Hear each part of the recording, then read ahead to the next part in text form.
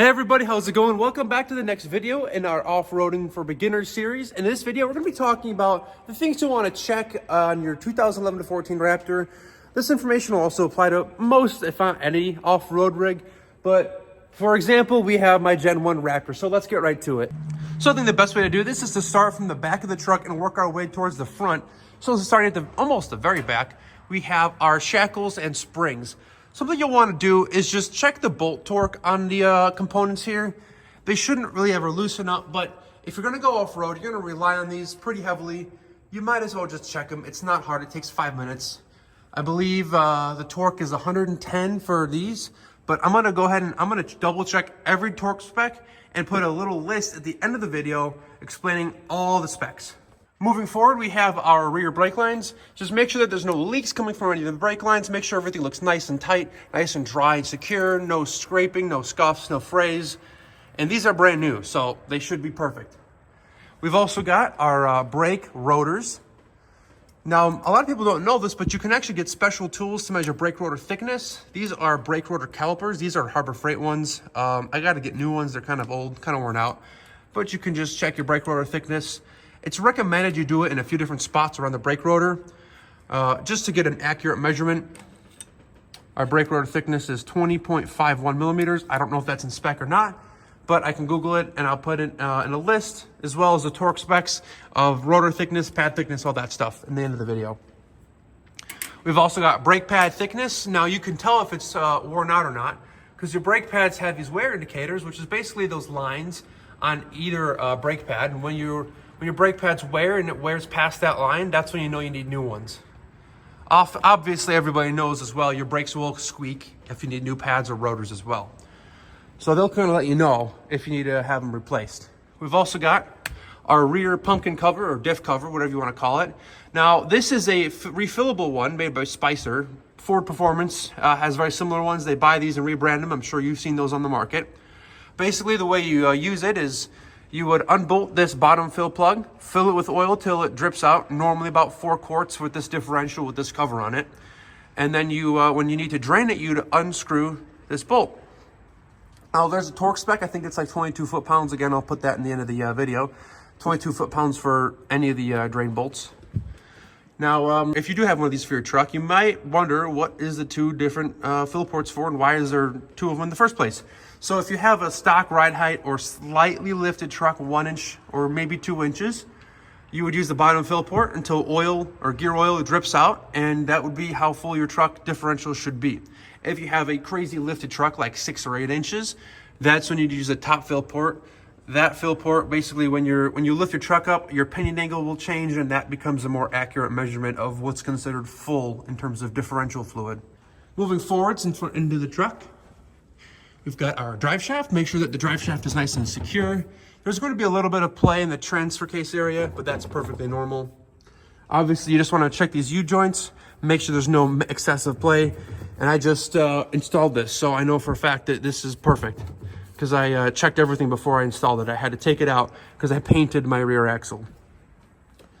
Now, along the length of your truck, you want to make sure you have no loose wires. Now, as you can see, I have a ton of loose and dangling wires, but that is because I'm in the middle of rebuilding my entire truck, so I have a lot more wiring to do.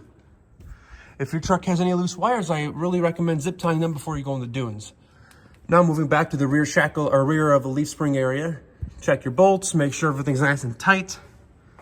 Check your frame, make sure there's obviously no like major rust holes. You know, this little surface rust like this isn't gonna hurt anything, but if you've got a gaping hole in your frame from rust, I would not take that off-road.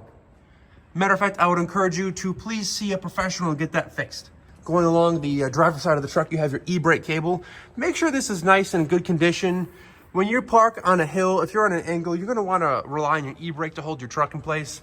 Putting your truck in park and parking on an angle like this is just so bad for your transmission. So having a good e-brake, very important. You're also gonna wanna look for your shocks. Make sure that there's no oil coming out of them. Now these are brand new, freshly rebuilt shocks, so I know they're good. So just make sure that there's nothing sticking there. Normally you can tell if a shock is leaking because as you drive it, you know, the oil that seeps through here will kind of collect some dirt, some road grime, some just nastiness. So as long as they're clean, you shouldn't have any leaks. Same thing if you have hydraulic bump stops. Make sure those are nice and clean, and they are. So continuing towards the front of the vehicle, we basically get to the front suspension. So the front suspension has a lot more moving parts than the rear. I'm sure you know that. So the best way to check front suspension is to have the truck off of its tires. You want to do that so that there's no weight on any of the components. Now I know all these suspension components are good, so that's why my truck is just sitting on its own tires, sitting on its own weight. But with the weight off the vehicle, you want to check, make sure that these sway bar links are good. Just give them a good tug. Make sure they're not rattling. The sway bar itself, nice and tight. The other end of the sway bar link, nice and tight. Check your axle boots. On the Gen 1 Raptors, if you have aftermarket shocks like I do that you have it set to a higher perch setting, or even factory ones set to mid or high perch, you're going to put your axle at a slightly more extreme angle than it does sit on factory. And as such, when you use your axle in four-wheel drive, you put more strain on these boots than they're designed to handle. So check for any cracking. That's a big issue on Gen 1s. I go through a set of axle boots a year, which sucks. One time I went through 3. The lowers have a lot more fins or ribs on them, so they're a lot better about distributing that arc through multiple portions of rubber, so the lowers don't crack. It's usually the uppers that crack. There really should be an additional rib here, but Ford kind of messed up on that one. So make sure nothing's leaking out of your wheel hubs. Everything looks good on that front. Front brakes, same thing as the rears. Check your pad thickness, check your brake rotor thickness. The minimum thickness for the brake rotors is going to be different front to rear. Make sure none of your brake lines, wheel hub lines, or wheel speed sensor lines, vacuum lines are nice and good. Make sure nothing's frayed, loose, cracked, or broken.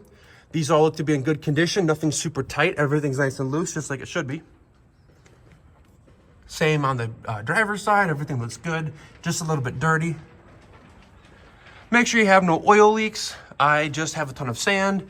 I do have a transmission leak though. I have to take this and get it fixed because I don't want a leaking transmission in the dunes. Your starter motors right there. Make sure all the wires for it are good. Nothing's frayed, nothing's loose, and everything there looks like it's nice and good condition. You have your steering tie rod ends. This one sounds good. No clicking, no looseness. Moving to the passenger side. Again, no clicking, no looseness. Check your reservoirs if you have any external reservoirs. This comes with aftermarket 3.0 shocks. But yeah, make sure that there's no leaking. Make sure the fittings are nice and dry. These fittings are, of course, nice and dry. Make sure, again, no leaking or no dangling wires. This goes to my front light bar, but I have to do some work to my bumper, so this bumper's coming off anyways with a light bar. But when you're ready to off-road, make sure, again, no dangling wires. Never a good thing. All right, so everything up here looks pretty good.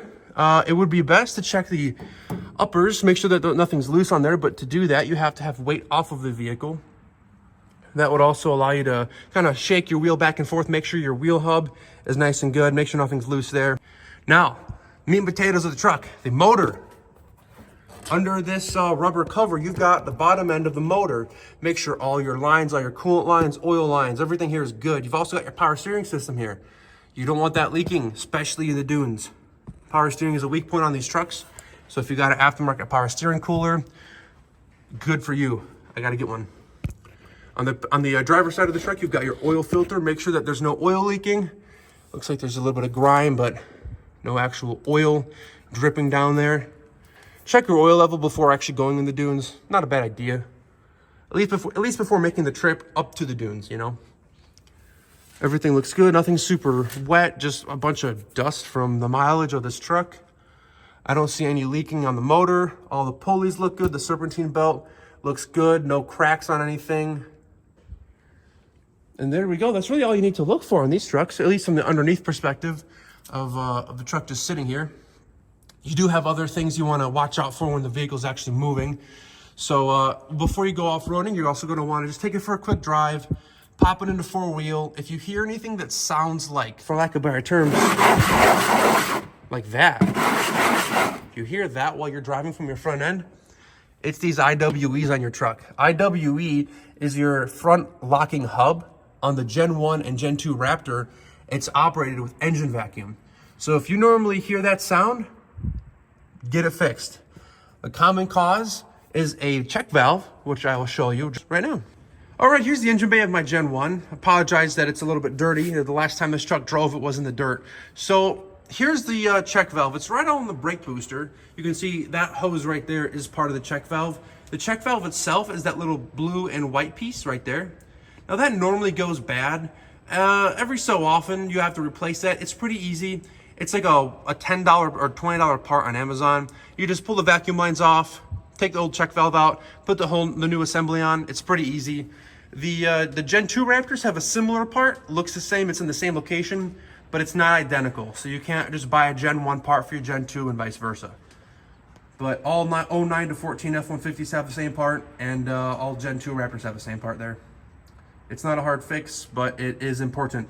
Now, if you still have that whooshing sound after replacing your check valve, go ahead and under your wheel hubs, or next to your wheel hubs, see this line here? That's the vacuum line that is engine operated to control your wheel hubs. You got to replace those. Now, if you've been driving on those wheel hubs whooshing like that for an extended period of time, the wheel hubs themselves might have been overused, or not overused, but overworn if you have them constantly making that awful sound. So you might want to get new ones. Last time I checked, they were about a few $100s for both. Of course, I think this goes without saying, make sure all your lights work. You don't want to be going into dunes and having to realize, oh man, my lights work. Now I can't see it at night when I'm trying to off-road with all my friends. Make sure all your lights are good. Make sure your radiator's in good condition. Nothing's cracked, nothing's bent. You don't have a ton of these things all folded over. You know, you want to have good cooling. Now, if you're missing the inserts that go here, you can see mine's a little bit loose. I have a metal one. They make rubber inserts here. The reason for that is basically it just directs airflow into your radiator. It helps keep your engine a little bit cooler. So if you're missing those or those are all torn apart, I recommend getting new ones. They're not terribly expensive, I think, but it makes a big difference for cooling. You're also going to want to look for something called the Fuse 27 issue if you've got a Gen 1 Raptor. So let's see, Fuse 27, where would that be? That would be this second one along the third row. Fuse 27 on the third row of the fuse panel. So Fuse 27 is the fuel pump fuse. On our trucks, the fuel pump fuse is one of these little guys. Not a good fuse to use for your fuel pump. That's a vital part of your truck, and these fuses are very small. So they make relocation kits, I think they're like $11 on Amazon, where you basically pull up the whole fuse panel, rewire it, so your Fuse 27 is a larger fuse. I chose this spot here. Keep It Dirty Off-Road has a fantastic video on this. Basically, if you don't do this and your truck is a little bit higher mileage, you run the risk of your fuse actually burning, and in some cases, it's even caught fire. So, not a hard fix, not an expensive fix, but if you don't do the fix, you could cause yourself a lot of headache and spend a lot of money trying to fix it after it's too late. All right, while you're in the engine bay, you might as well not only check just the fuse, but also your brake fluid level, your coolant level, and also your engine oil. Make sure all that's topped off, or between the add and fill lines is technically the manufacturer's spec. Make sure everything's good. None of the valve covers are leaking. None of the ignition wires are frayed. You just make sure everything looks good. All the hoses are intact. All the basic stuff. When all that's good, your truck's ready to rock and roll. All right, you're also going to want to check your tire tread. Now, we recommend a minimum of 4/30 seconds tire tread, but of course, more is better. Make sure you have an adequate tire tread so that when you're in the sand, you don't get stuck. This is a must-have. Your vehicle is only connected to the sand via the tires. If you don't have good tires, you're not going to have a good time.